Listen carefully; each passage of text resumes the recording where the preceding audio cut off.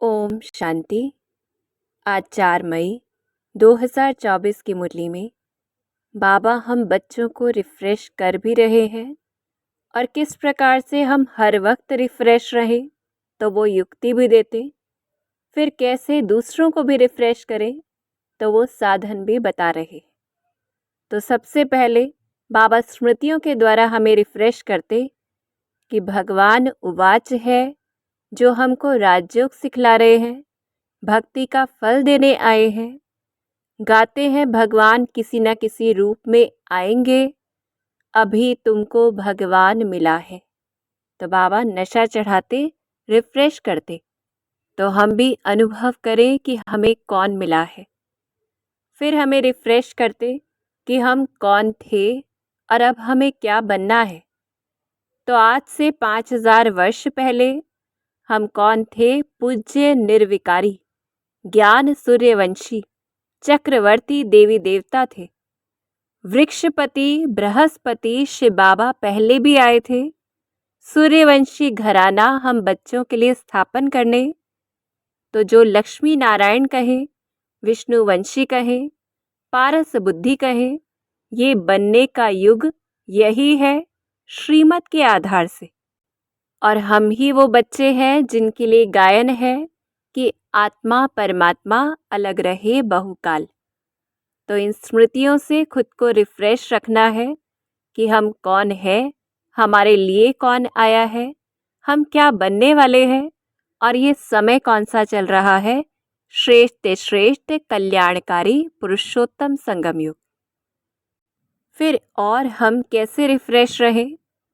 तो जैसे लौकिक को अलौकिक में परिवर्तन करते बाबा कि पंखा चलता है, वो हमें रिफ्रेश करता है, पर हम इसका चिंतन करें कि अगर पंखा बहुत धीरे चले तो रिफ्रेश नहीं कर पाएगा, या 1 मिनट ही चले उसके बाद बंद हो जाए तो वो भी रिफ्रेश नहीं कर पाएगा। तो इसी प्रकार से हम बच्चों को स्वदर्शन चक्र फिराना है, स्वदर्शन चक्रधारी बनना है, बार बार प्रैक्टिस करनी है। तो ये 1 सेकेंड में हम ऐसी स्थिति बना सकेंगे जिससे हम रिफ्रेश रहेंगे। और पंखा चलता है तो आसपास के लोगों को भी रिफ्रेश करता है।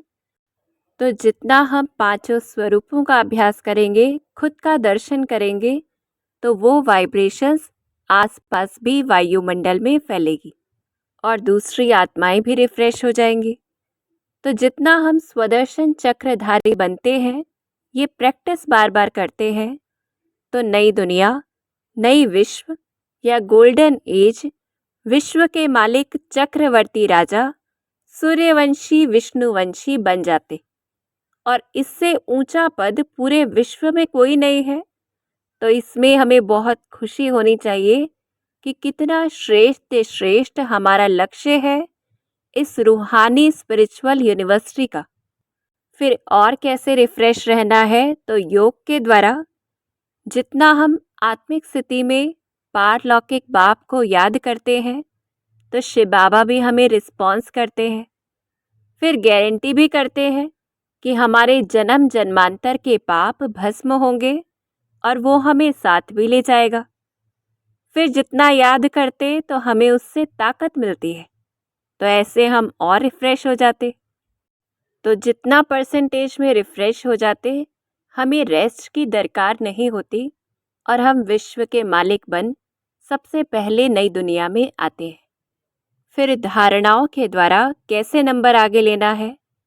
तो विष्णुवंशी बनने से भी पहले शिववंशी बनना है, और बनाने वाला तो एक ही शिव बाबा है, क्योंकि बाप के बिना और कोई बना नहीं सकता। अभी हम प्रजापिता ब्रह्मावंशी ब्राह्मण संगम युग पर बैठे हैं।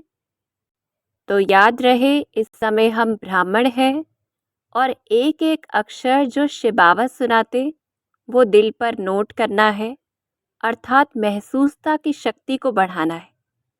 और मुख्य पवित्रता को धारण करना है, क्योंकि पतित आत्मा विश्व की बादशाही प्राप्त नहीं कर सकती। तो जैसे चित्र में दिखाया है, ऐसे कमल फूल को बुद्धि में रखना है कि हम बच्चों को कुसंग से भी बचना है और एक सत बाप का ही संग करना है, तब ही संपूर्ण पवित्रता धारण हो सकेगी।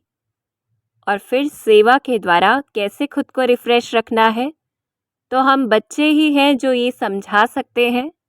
तो मुख्य 3 बातें शिव बाबा हमें बताते कि सिद्ध करना है रावण का राज्य कैसा है और नई दुनिया कैसी है, कौन उसे स्थापन करता है। तो पहली बात कि यही रावण का राज्य है जहां हर वर्ष रावण को जलाया जाता, फिर भी मरता नहीं है, इसलिए 12 मास के बाद फिर से जलाते हैं, फिर 10 सिर भी दिखाते हैं। तो इससे सिद्ध है कि दुनिया वाले रावण संप्रदाय के हैं और 5 विकारों का राज्य कायम है।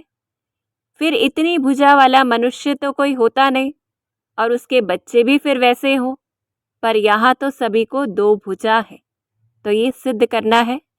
दूसरी बात, कोई मर जाता है तो पूछना है कि कहाँ गए, और अगर स्वर्गवासी हुए अर्थात इस समय नरकवासी थे और सभी आत्माएं भी इस समय नरकवासी हैं, तो दोनों ही बातों से सिद्ध होता है कि इस समय नरकवासी है और ये दुनिया नरक है। फिर तीसरी बात से भी सिद्ध होता है कि जो बाप को बुलाया जाता है पतित पावन आओ, हे दुख हरता सुख करता आओ, तो अर्थात दुखी भी है और पतित भी है। तो ये तो कलयुग में ही होता है या नरक में ही होता है। और फिर सुख कहाँ है, श्रेष्ठाचारी कौन बनाएगा, ये समझाना है कि यहाँ तो सभी को श्री कह देते, पर श्री यहाँ पे कोई नहीं है। फिर स्लोगन के माध्यम से भी बाबा हमें रिफ्रेश होने की युक्ति देते कि मर्यादा पूर्वक हमें दिल से सबको सुख देना है, तो सुख के खाते को हम जमा कर सकेंगे।